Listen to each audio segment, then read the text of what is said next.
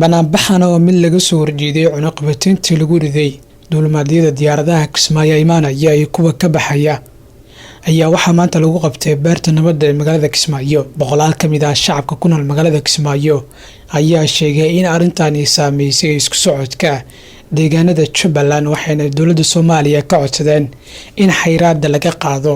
Ugu horreyn waxaa goobta ka hadlay gudoomiyaha ururka haweenka ee gobolka Jubbada Hoose Faadumo Aadan Katela iyo gudoomiyaha ururka haweenka ee degmada Kismaayo Sureer, waxayna sheegeen in arrintan ay saameysay bulshada ku nool deegaanada Jubbaland gaar ahaan magaalada Kismaayo, waxaana dowladda Soomaaliya u baaqeen in laga qaado xayiraadda saaran. waxaan u soo baxnay inaan halkan joogno muddo 5 maalmood ama 6 maalmood habeen maalin halkaan fadhino, cuntada aan ku karsano, aan seexano, degmada aan dhigano, bishaaleynta la Kismaayo halka ay isugu timaado 7 maalmood halkaan laga tiiro halkaan fadhino.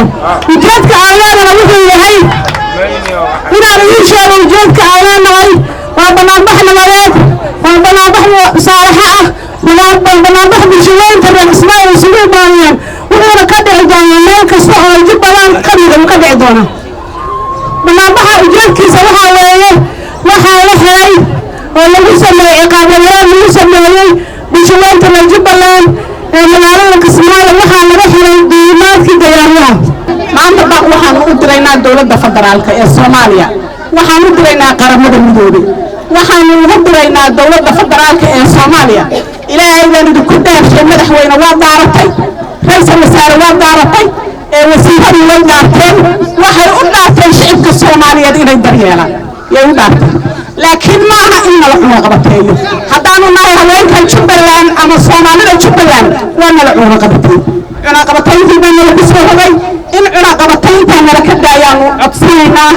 dan guud iyo dan gaar ah baa codsanaynaa.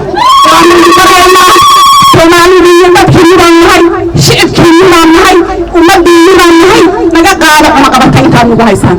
qaar ka mid ah dadka dhigaya dibadbaxa ayaa la hadlay TV-ga codka Bariga Afrika ayaa sheegay in arrintan ay saameysay bulshada ku nool magaalada Kismaayo, waxayna dowladda Soomaaliya u baaqeen inay ka qaadaan xayiraadda saaran diyaaradaha Kismaayo.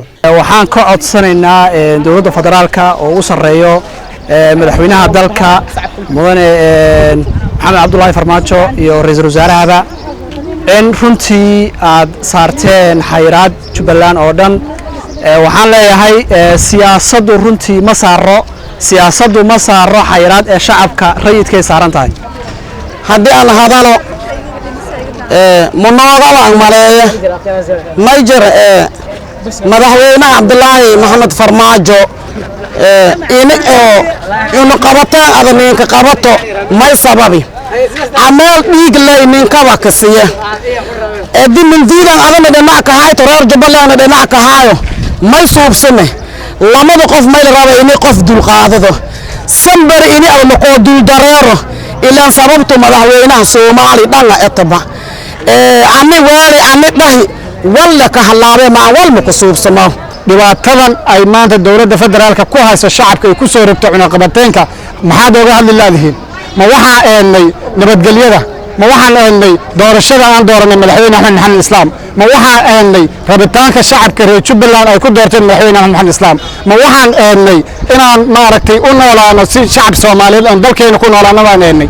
waxaan leeyahay international community-ga ugu hore James Wiswan inaad ka jawaabtaan dhibaatadan ay ku hayso dowladda federaalka shacabka reer Jubbaland. Cabdilaahi Yusuf, TV-ga codka Bariga Afrika, magaalada Kismaayo.